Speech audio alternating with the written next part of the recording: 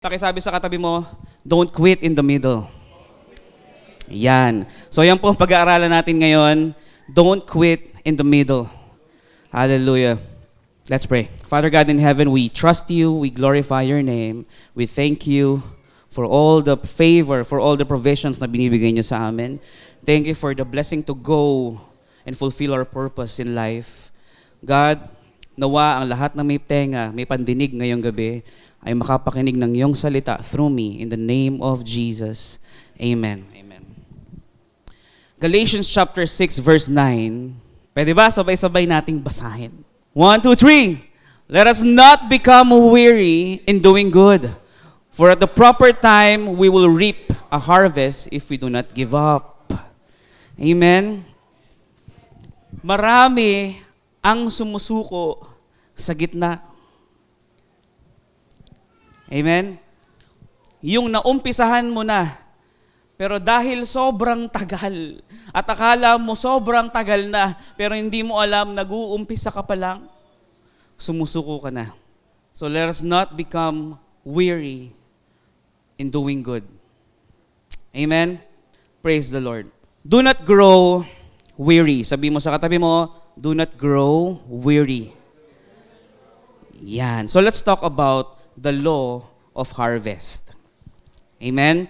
Dahil in the kingdom of God, lahat may batas. Lahat yan nakatalana sa batas. Amen? Yung pagyaman at paghihirap, nasa batas. Amen ba? Meron nga tayong tinatawag the law of delayed gratification. Meron tayong tinatawag na law of gravity. Amen. So lahat, sa kaharian ng Panginoon at even here in this world, lahat may batas. Amen? Some of you, some of us, hindi naman tayo pagod talaga eh. Amen? Hindi naman tayo pagod dahil gumagawa tayo ng mali. Amen? Hindi tayo pagod dahil sa paggawa ng mali. Pagod ka kasi ginagawa mo yung tama sa mahabang panahon. Tama? Nagets niyo yung sense? Nagets niyo ba yung logic? Hindi kaya nakakapagod gumawa ng mali. Tama ba? Nakakapagod gumawa ng tama. Kaya yung ibang tao, kakagawa ng mabuti, kakagawa ng tama, napagod na. Bakit? Kasi walang nakaka-acknowledge. Walang nakaka-recognize. Tama? Ginagawa ko naman yung trabaho ko, 8 hours a day. Minsan nag-overtime ako, di ba? Hindi naman ako naniningil ng OT. OTY na. Pero kasi gusto kong mag-extra mile. Di ba? Ngayon, kakagawa niya ng tama. Alam niyo ba, pag ang match sobrang perfect, nasusunog. Alam niyo ba?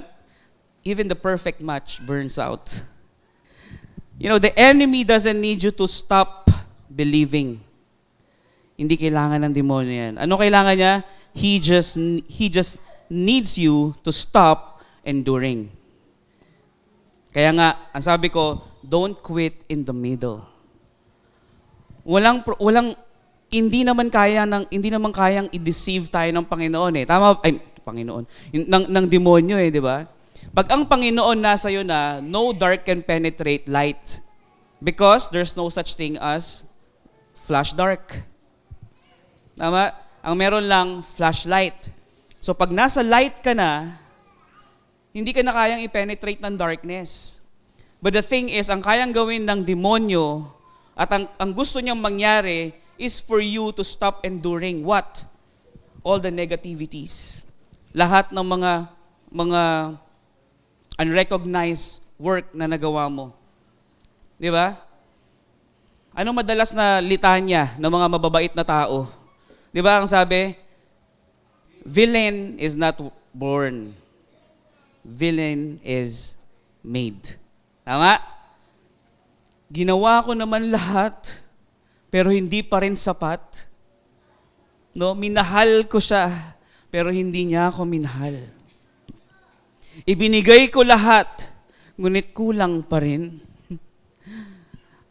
At ang balik, ay kasiraan. Di ba? Marami tayong marinig na ganyan eh. So, ano nangyari? Nadala na ako. Natuto na ako sa buhay. Simula ngayon, hindi na ako gagawa ng mabuti. Mata sa mata, ngipin sa ngipin, balat sa balat. Meron ba nun? Weariness is a warning, not a verdict. Sabi mo sa katabi mo yan, weariness is just a warning, hindi pa ito verdict. No? Weariness is just a sign that you forgot the law. Amen? The word weary does not mean tired physically. It means discouraged in purpose. Si Paul, hindi niya nare-rebuke yung weariness. He just anticipates it. Kaya nga sabi niya, let us not become weary. Amen? Ano ba kasi yung weariness? Weariness means you always showed up. Amen? Lagi kang nandito. Tama ba? Weariness means you stayed consistent. Amen. Naniniwala ba kayo dyan? Ang hirap maging consistent. Nakakapagod. Pero yun ang sikreto para maging successful. Weariness means you didn't quit early. Hindi mo naman masasabing weary ka kung sa umpisa pa lang sumuko ka na at bumigay ka na. Tama ba? If you really love someone, hindi ka mapapagod sa kanya. Nung Sunday, we talk about the agape kind of love. We talk about different kind of love. Di ba? At napag-usapan natin kung anong klaseng pag-ibig meron ng Diyos. The unconditional love. Amen? Pag unconditional yung love na meron, no? Yung love na meron ka, definitely, you will not become weary. Amen? Ang Diyos unconditional, biro mo, napakamakasalanan nating lahat, pero ibinigay niya ang kaisa-isa niyang anak. Amen? He did not became weary, no, of understanding His people. Amen ba doon? Just because you're tired doesn't mean you're done. Hindi ka pa tapos. Pagod ka lang. Amen? Sabi mo sa katabi mo, pagod ka lang. Do not quit just because it's hard. Amen? Huwag ka sumuko kasi mahirap. Amen? And sometimes, ang tao, hindi naman sumusuko dahil mahirap din talaga. Sumusuko ang tao because na-lost sight na siya kung saan siya nag-umpisa. Ang sabi ng Panginoon, ang sabi ni Paul pala, nag-umpisa kayo sa spirito, pero nagtatapos kayo sa laman. Diba? Pero mo, you started right. But just because you lost out of sight, sumuko ka na. Kasi wala na eh. Hindi mo na nakikita yung view of God's mercy. Hindi mo na nakikita yung view in spiritual realm. Nakikita mo na yung bagay, lahat ng bagay, nakikita mo na lang based on your understanding. Amen ba doon? Isaiah chapter 40 verse 31. Those who hope in the Lord will renew their strength. Ang tanong, kanino ba yung pag-asa natin? Nasa tao ba? Nasa trabaho mo ba? Nasa mahal mo ba sa buhay? Nasa jowa mo ba? Nasa kapatid mo ba? Nasa tatay mo ba? Sabi, those who hope in the Lord will renew their strength. So how de Carabao? Paano ka mapapagod? 'Di ba? Paano ka mawawala ng lakas kung ang pag-asa mo lagi mong binibigay sa Diyos? Pwede kang umiyak, yes. Pwede kang mapagod pero hindi ka pwedeng huminto. Dahil pag huminto ka, ibig sabihin na wala na yung paningin mo doon kung saan ka nag-umpisa. Kanino ka ba nag-umpisa? Jesus. Amen? Ano yung kanta kanina? I will never go tired to tell you you're worthy. Diba? How can you say that God is worthy kung sumusuko ka na? Diba? Telling God that He is worthy, hindi lang po sa bibig, bagkus pati sa pag-asa at paniniwala. Amen? Lord, I believe that you are worthy to be praised. That's why I'm not quitting right now. I won't quit in the middle. Because the time of harvest will come sooner or later. Amen ba doon? You can do the right thing and still feel discouraged. Tama ba? Ginagawa mo naman yung mabuti, ginagawa mo naman yung tama, pero nadi-discourage ka pa rin. In doing good, nobody tell you how quiet obedience can be. Amen? Ano yun mga yun? You prayed, but nothing changed. Hindi po overtime, hindi po overnight ang prayer. Ang sagot sa prayer, hindi overnight. Remember, the Lord never forgets. Minsan yung prayer mo 10 years ago, ngayon pa lang nasagot. Bakit? Kasi ngayon ka palang kumilos eh. Tama ba? Bakit kaya ang daming, may mga taong ang bilis ng answered prayer? Napansin nyo ba? May mga taong ang bilis ng answered prayer. Anong napansin nyo doon sa testimony ni Nico Ching? Kilala niyo si Nico Ching? Testimony niya, gusto niya, ang tagal niya na nagpe-pray, ang tagal niya nang gustong magkaroon ng kabanda. But because he respond, doon lang nangyari. Doon lang nagkaroon ng answered prayer, nagkaroon siya ng kabanda. Ang popogi pa. Pambihira, ang gaganda pa. Sangka pa. Di ba? Biruin mo ka-level niya lahat, yung itsura. Tama ba yun? Pero anong mangyayari kung lagi siya nagpe-pray na magkaroon ng kabanda but he didn't step in? Hello? Pray ka nang pray. You always do good. Pero hindi mo ginagawa kung ano yung nararapat gawin. You prayed, but nothing changed. Bakit? Kasi prayer lang. Walang move. Tama? You forgave, but they didn't apologize. Diba? Madalas, marami tayong mga nakakaalitan or maraming mga nagkakasala sa iyo. Pero 'di ba, ang prayer patawarin mo kami gaya ng pagpapatawad namin sa nagkasala sa amin. Amen. 'Di ba? 'Yun ang prayer natin. Patawarin mo kami gaya ng pagpapatawad namin sa nagkasala sa amin. Ang bigat nun, no? Biruin mo, prayer mo, patawarin mo kami gaya ng pagpapatawad namin sa nagkasala sa amin.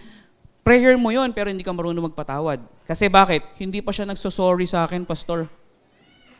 I need sorry. Di ba? Kailangan ko ng apologetics. Kailangan ko ng apologies. Di ba? Ang tao madalas yan ay inaantay apologies for the repentance to be accepted. Alam niyo ba, ang Panginoon, hindi pa humingi ng tawad, pinatawad ka na. Hindi ka pa pinapanganak, pinatawad ka na nga eh. Tapos ikaw manghihingi ka ng apologies? I mean, mag-aantay ka pa ng apologies bago mo patawarin? In doing good, nobody tells you how quiet obedience is. Amen? Hindi mo kailangan i-broadcast sa madla na pinatawad ko na to kahit hindi pa siya nagsosorry. What is more important is the inner peace that you have. Amen? Hindi kailangan i-post sa Facebook, sa social media na nagpatawad na ako. Praise the Lord. You served, but no one noticed. Diba? Alam niyo ba kung gaano kahirap yung maglingkod ka nang walang nakakapansin sa paglilingkod mo? Amen? Tama ba? Sino yung mga madalas hindi napapansin maglingkod? Yung mga nasa back office. Di ba? Nakita nyo ba nakita nyo na ba si Raan? Hindi naman siya nare-recognize madalas, but he still serves. Hindi, pastor, may bayad yan eh.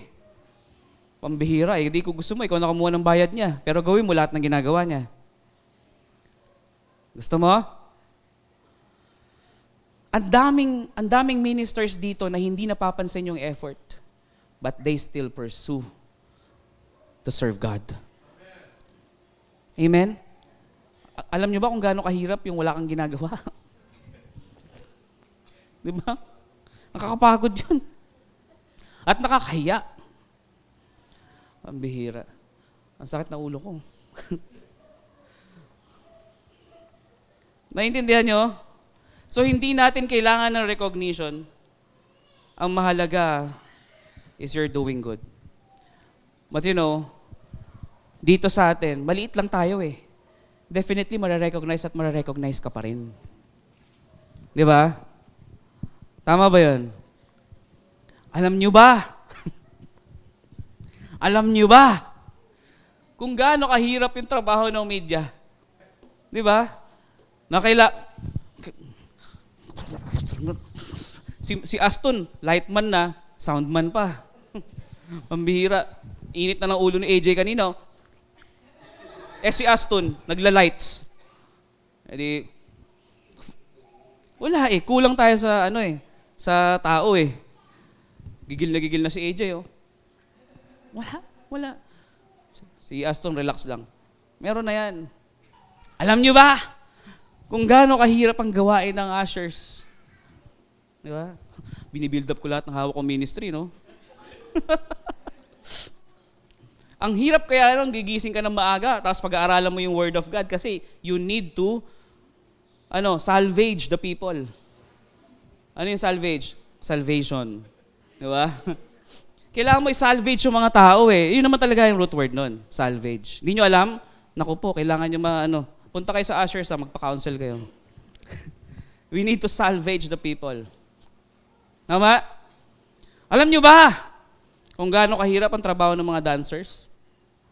Biruin mo, kahit na sobrang tigas ng katawan ng iba, kailangan pa rin nilang sumubay sa galaw ng mga malalambot ang katawan.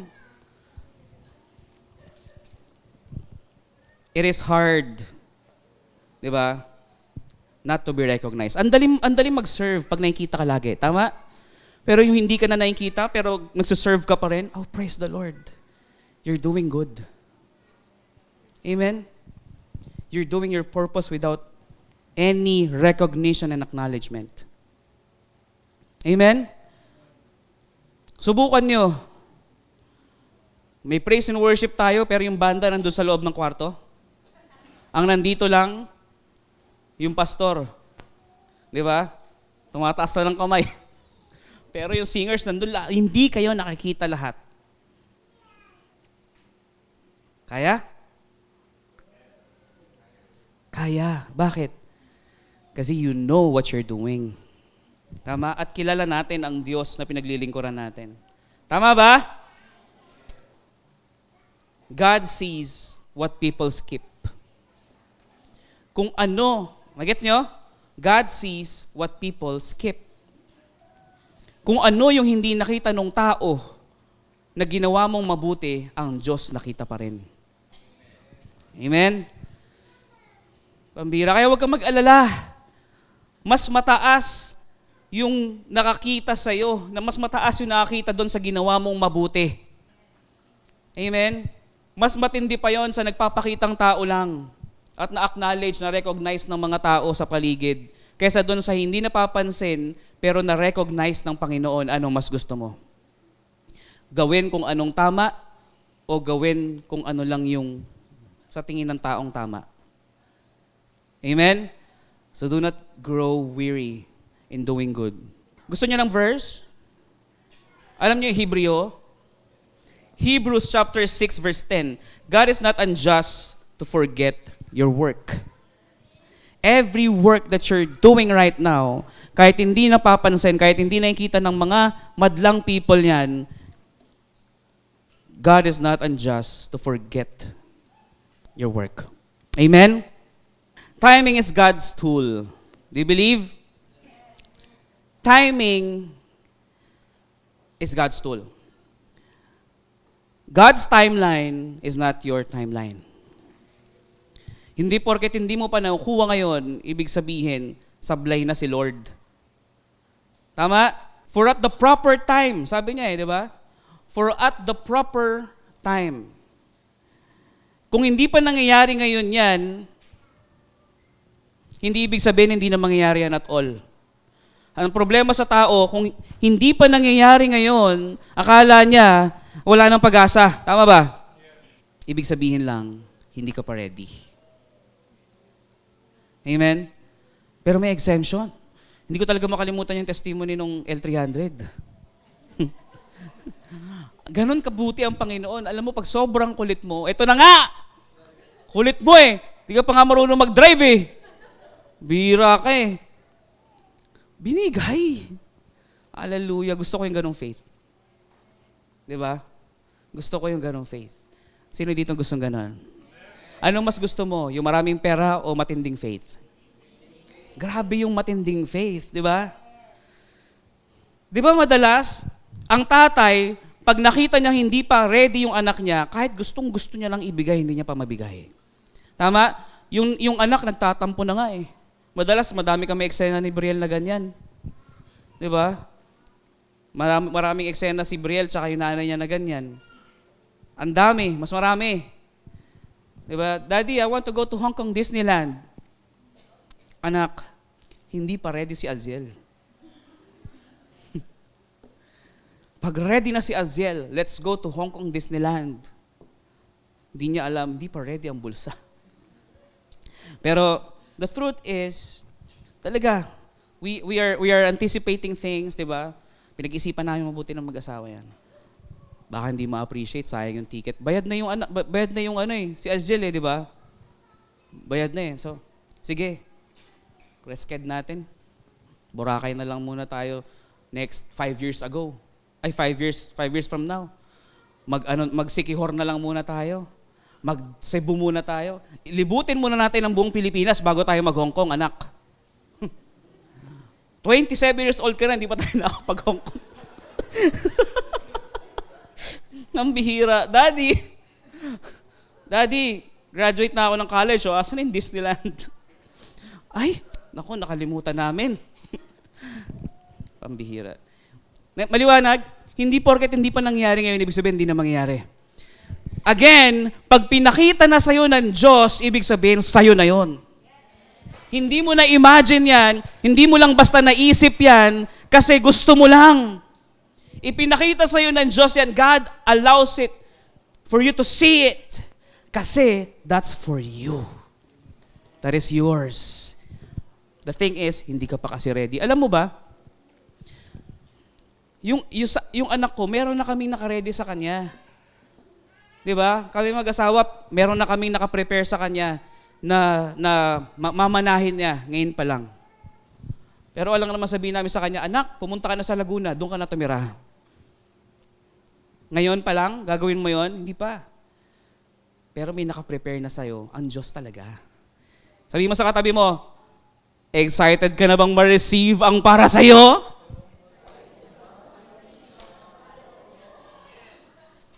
Di ba? Para ka nasa pila lang eh. Alam mo, para ka nasa pila lang, nakikita mo yung mga tao kumakain na sa buffet. Ang ganda nung illustration na yun ni Pastor Nicky, di ba? Para ka nasa buffet. Nakikita mo yung mga tao kumakain na ikaw nasa 78, pang 78 ka pang kukuha. Kahit pang 120 pa yan, ang katotohanan, makakarating ka rin sa dulo. Makakakuha ka rin ng para sa'yo. Di ba? Kaya nga, don't quit in the middle. Di ba? Hindi ka rejected, nasa gitna ka lang kasi. Amen? Alam mo, sabi nga ni Erica kanina, nasa waiting season kasi ako ngayon eh. Lagi natin sinasabi, waiting season is not a wasted season. Sa waiting season, doon ka maraming natututunan. Amen? You learn how to endure. You learn how to trust God. You learn how to have hope in God. And yung love mo sa Panginoon, mas lalo pang lumalalim kasi nakikita mo, oh Lord, grabe naman yung ginagawa mo sa akin sa waiting season. Di ba? Nagtanim ka ng puno, gusto mo may bunga agad. Alam niyo ba kung gaano katagal inaantay ng mga magsasaka para mag-harvest? Di ba? Pero nagtanim ba sila tapos sinabi nila, ang tagal naman yan, pambira, ayoko na maging magsasaka. They're so patiently waiting, di ba, for the harvest. They don't quit in the middle. Amen. Doing good is kingdom investment. Alam niyo ba yan? Your faithfulness is a seed. Your integrity is a seed. Your service is a seed. Your giving is a seed. Nakakatuwa nga yung may napanood ako sa Reels eh. Pagka marunong ka na magbigay, doon ka palang makakatanggap talaga ng sobrang daming blessings. Sobrang daming favor. Diba? Sabi pa nga doon eh, pagka kaya mo nang i-spoil yung asawa mo, ibig sabihin, kaya ka na din, kaya ka na din pagkatiwalaan ng madaming favor. Tama ba? Totoo ba yun? Totoo ba yun? Ang bihira. Yes, nag-agree si Fred. Nasa-spoil ka ba? Oh, you praise the Lord, oh. Diba? Nasa-spoil ka? Ay, hallelujah. Mami, nasa-spoil ba kita?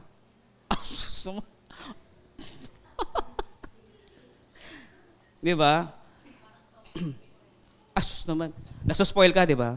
Asus naman, grabe, diba? In doing good, let us not grow weary. Huwag tayo magsawa. Pambihira. If you want for the favor to flow into your life, you must be a vessel. Hindi ka pwede maging vase lang. Kailangan vessel. Kailangan nagfo-flow. Nagfo-flow dapat. Hindi pwedeng iipunin mo lang. Kailangan meron din na pagbibigyan. Yun ang purpose nun eh. You are favored. You are provided for you to become a favor as well to others. Diba? May mga nakikita ka, pare, pwede ba makihingi ng pabor? Anong mararamdaman mo nun? Pag hiningan ka ng pabor, pagka lumapit sa yung taong yan, ibig sabihin, mabunga ka. Ang tao ba? Ikaw ba? Pupunta ka sa puno na walang bunga, tapos kakatukin mo, o kaya aakyatin mo? Siyempre, pupunta ka sa puno, may bunga. Tama? Kaya pag ikaw nilalapitan ka na, ibig sabihin, may bunga ka na. Huwag kang mainis, pambira itong taong to, hindi mo lang. Magtrabaho ka kasi. My goodness. Huwag kang hingi ng hingi.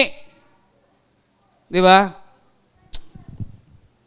You're not being, you're not being appreciative, unang-una. Hindi mo na-appreciate yung ginawa ng Diyos sa'yo, kaya ganun ka sa Kanya. Tama ba? Kasi pag na-appreciate mo yung ginawa ng Diyos sa'yo, may gratitude heart ka, tapos may nanghingin tao sa'yo, dati ka rin naman ganun eh. Tama ba? Dati ka lang din naman nakaganon. Tapos ngayon na meron ka na, pag may nahingi na sa'yo or pag may humingi ng tulong sa'yo, humingi ng pabor sa'yo, naiinis ka na. Dahil feeling mo mauubos yung kayamanan mo. Kung ang Diyos ang nagbigay, siya rin ang magre-refill every now and then.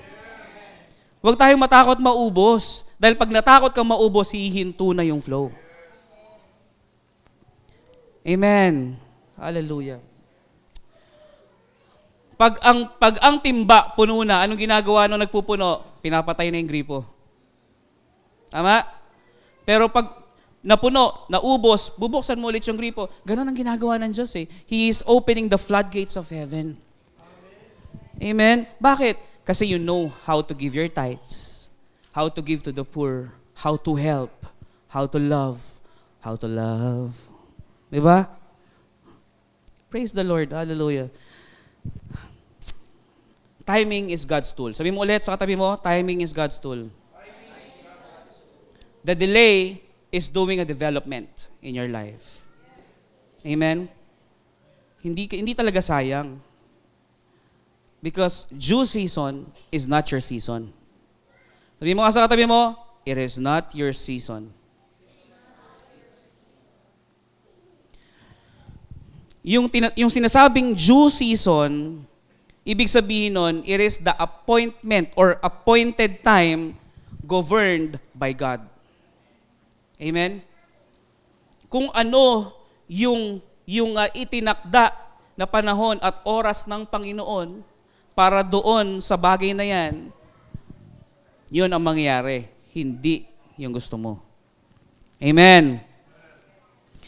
Pero ang problema, kahit gustong-gusto na ng Diyos na i-bless ka, o gustong-gusto na ng Diyos na bigay sa iyo yung favor, ibigay sa iyo yung provision. Actually, we always have the provision every day. Tama? Again, ano ibig sabihin ng provision? It is a what? Provision. Came from the root word provide.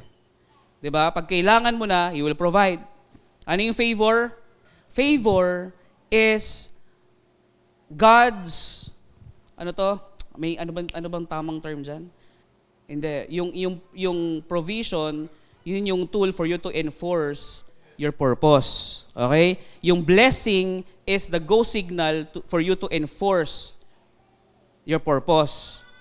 Okay? Yung favor, it is the price when you do and enforce your purpose. Ay, hallelujah. Praise the Lord.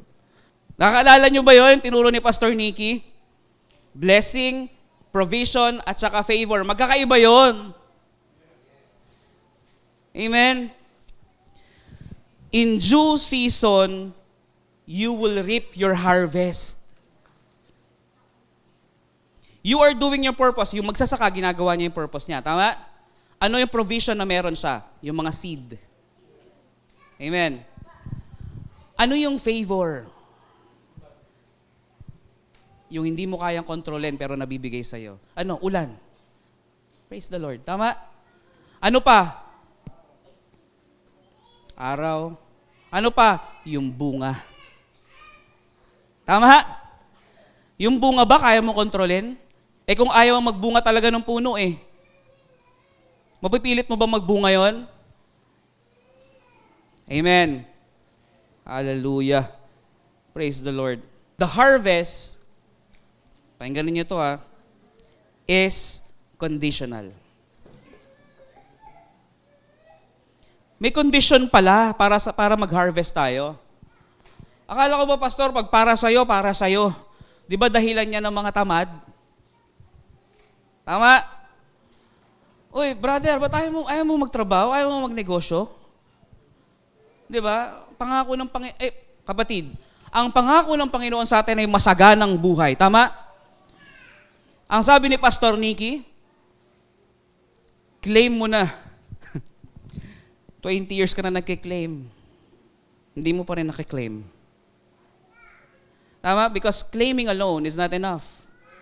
Merong para sa atin, yes, you can claim it by what? If you do not give up. Diba?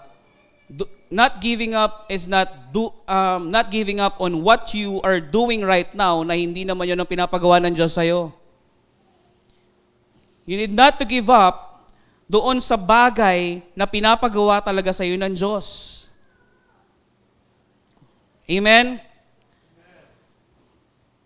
Hallelujah. Papansin nyo, si Paul hindi niya sinabi, if you don't get tired. Kaya pag napagod tayo, okay lang mapagod, pero wag kang susuko. Yung mga manginginom nga, sabihin, okay lang sumuka, pero wag lang susuko. Hallelujah. Sasama ko na din ito. Nakakita na ba kayo ng addict na nagsabing wala siyang pera? Ha? Nakakita na ba kayo ng addict na nagsabing wala siyang pera? Wala pa, di ba? Pinag-uusapan namin ni Aston kanina yan Ton, di ba? Wala ka pa nakikitang addict na nagsabing wala siyang pera. Tama? Kung yung addict nga, sinasabi yun papayag ka ba matalo ka ng addict? Di ba? Pambihira. Ano sabi ni Aston? Siyempre, Pastor, yung mga addict nga didiskarte yan ng pangsundot. Tama ba? Yung mga addict nga nagagawa yun, pero yung mga Kristiyano, walang pera Wala ka pang adik na narinig na wala silang pera. Pero marami kang nakitang Kristiyano na naringgan mo, wala akong pera eh. Tama, mali? Talo pa tayo ng adik. Sino gusto maging adik? Sino gusto maging adik sa Panginoon? Pag adik ka sa Panginoon, hindi mo sasabihin wala kang pera. Sasabihin mo, pagka merong nabubuyo ka ng bumili ng something or nabubuyo ka na ng ganito, napapaligiran ka ng mga tropang magastos. Tara, pre, sama ka. It is not yet my time. Hindi ko pa oras para dyan. May tamang oras para dyan. Di ba? Alam mo, there's a thin line, difference lang between you doing your purpose and you being tamad, claim ka lang ng claim, pero wala kang ginagawa. Tama? Biruin mo kahit nga doon sa mga raffle, mga nanalo, claim your prize now. May instruction sa likod. Tama ba? Doon sa instruction sa likod, pag hindi mo sinunod yun, hindi mo rin makaklaim yung prize mo. Tama ba? Ibig sabihin, kahit na meron na nakalaan para sa'yo, may kailangan kang gawin para makuha yun. Hindi lang tayo claim ng claim, Lord, I claim this. I-claim mo na. Lord, ikiniklaim ko na. Pero wala kang ginagawa. Tama, mali? Tama. If you do not give up, you will reap your harvest. Di ba? So may condition talaga eh. If, di ba? If you don't give up. Pero pag nag-give up ka, siyempre, you won't reap the harvest. Parang negosyo lang din yan. Nag-uumpisa kang magnegosyo, o parang sa pagtatanim din, di ba? O sa business na lang, para medyo malapit. Nag-umpisa kang magnegosyo, tapos nakita mo sa umpisa, hindi kumikita. Sumuko ka na, wala nangyari. Ganon talaga. Hindi talaga madali yung umpisa. Kaya iwasan mo yung umpisa. Doon ka sa pangalawa. Di ba? You can cry and continue. Walang problemang umiyak. Walang problemang mapagod. You can rest, but remain. Amen? Yung iba, pag napagod na, ayaw na, sumusuko na, hindi na nagsisimba, nagpapahinga lang daw. Tama? You can doubt. You can still decide. Diba? Nasa iyo desisyon. Kung magtitiwala ka pa rin sa Panginoon o hindi na. Given sa taong magduda, kahit si Tomas nagduda eh. Disipulo yon. Tama? Pero, nasa iyo ang desisyon. Kung maniniwala ka ba, kung tutuloy ka pa ba o hindi na. Amen? Breakdowns doesn't disqualify you. Amen? Ano nagdi-disqualify sa'yo? Quitting. Amen? Pag sumuko ka, disqualified ka na. Diba? Okay lang mag-breakdown. Walang problema dyan. Maglabas ka ng samaan ng loob and all.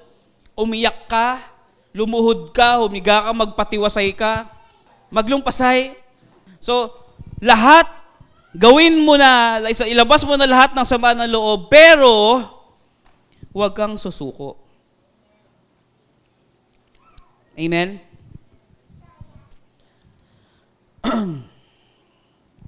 Sabi mo sa katabi mo, you are not stuck. You are not forgotten. You are not behind. You are just in between. Amen? Nasa gitna ka lang, huwag kang susuko. Hindi pa tayo tapos eh. Hindi pa tayo tapos, pero sa storya ng Diyos, tapos na.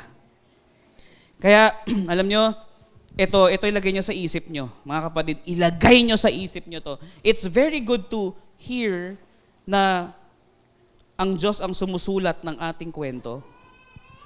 Pero kasi pag nasa isip mo na sinusulat niya pa lang, ay pwede pa mabago, baka madulas. Baka mamaya matabig pa ng kaawa yung kamay niya, magbago yung linya ng buhay mo. Tapos niya lang isulat yung storya mo.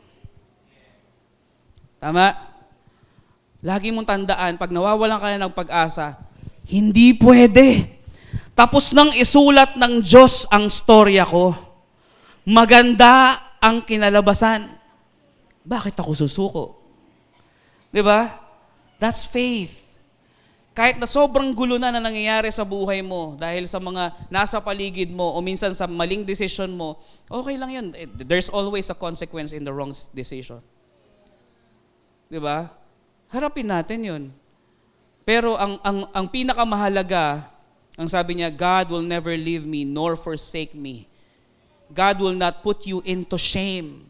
Yung dulo ng buhay mo, maganda talaga yung ending. Amen? Hallelujah. Hindi, sabi mo sa katabi mo, pagod ka na, pero wag kang susuko. Totoo naman, nakakapagod, di ba? Biro mo every Sunday, Wednesday, Tuesday, meron pa tayo. Saturday, meron tayo, tapos may trabaho ka pa sa labas. Nakakapagod yun. You are doing the right thing. Tama? You are doing your best for you to feed your family, and you are doing your best to serve God at the same time. Nakakapagod yun eh. Okay lang mapagod, pero huwag kang susuko. Sa marathon o sa mga fun run, hindi porket nagpahinga ka, disqualified ka na. Tama ba? Pero pagka bumalik ka na doon, pag nagsabi ka na, quit na ako, doon ka pala madi-disqualify. Pero pag hanggat nandun ka pa sa track at hindi ka sumusuko, nagpapahinga ka lang, nagbabasa ka lang ng tubig, umiinom ka lang ng tubig, qualified ka pa rin. Pwede mo pang tapusin yon. Diba? 34K run. Oh, kayang-kaya yan. Sabi mo sa katabi mo, hindi mo pa nakikita, pero kumikilos na ang Diyos. Medyo delay ang ani, kaibigan. Sabi mo sa katabi mo.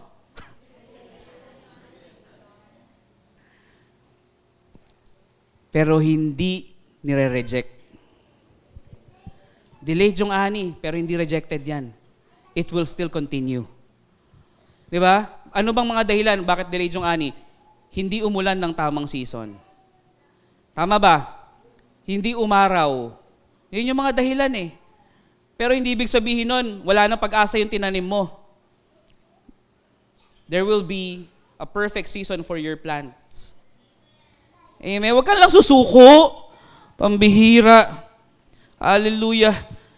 Don't quit on prayer that is still breathing. May pag-asa pa eh. Susuko ka na. Di ba? Don't walk away from seed that is still growing. Di ba nakikita mo, medyo muusbong pa, medyo matagal lang, pero wag mong talikuran. Don't abandon your plants. Amen? Don't give up in a season that has still purpose. Amen? Stay planted, di ba? Stay hydrated. Di ba? Stay planted, stay faithful, and stay believing. Amen? Again, hindi kayang alisin ng demonyo yung paniniwala mo that God will do His best for your life. Ang kaya niya lang gawin or kaya niya lang antayin at may pag-asa lang siyang mangyari ay yung mapagod ka at sumuko. Yun lang ang kaya niyang gawin. Pero yung alisin sa iyo yung paniniwala, mangyayari lang yan pag sumuko ka na. Amen? Marami kang maririnig na testimonies dito na kung sumuko ako, wala na. Pero dahil hindi ako sumuko, nandito ako ngayon. Amen ba? I myself, I can testify na kung sumuko ako ng mga panahon na sobrang down ako, kung anong meron ako ngayon, siguradong wala. Tama ba? Makikita mo yung sarili mo ngayon na dumating ka sa mga pinaka-mababang moment ng buhay mo, pero napagtagumpayan mo, kaya nandyan ka ngayon, nakaupo, nakikinig, naniniwala pa rin, nananampalataya sa Panginoon. Amen? Yun ang pinakamahalaga. Hindi problema kung mabagal, dahil lahat tayo sabay-sabay makakarating sa tuktok. Tama? Meron talaga mabibilis lang yung yung malalakas lang yung katawan, kayang i-endure yung pagod, pero hindi ibig sabihin hindi ka na makakarating. Amen? Minsan nga yung mga mabibilis, yung mabilis mapagod. Na-bless ba kayo? May natutunan? Hallelujah. Father, we thank you. Mari ba tayong tumayo at tayo manalangin? Father, we thank you for these words na pinagkaloob niyo sa amin. We thank you for all the provision, all the favor, and the healing, God. Thank you for healing all the sick. Thank you for the power of intervention. Your divine intervention na dumaloy sa lugar na ito ngayong gabi. Maraming salamat sa lahat ng paalala sa amin na huwag kaming manghinawa sa paggawa ng mabuti. For we believe that in due time, we will reap our harvest. We thank you in the name of Jesus. And everybody saying, Amen, amen.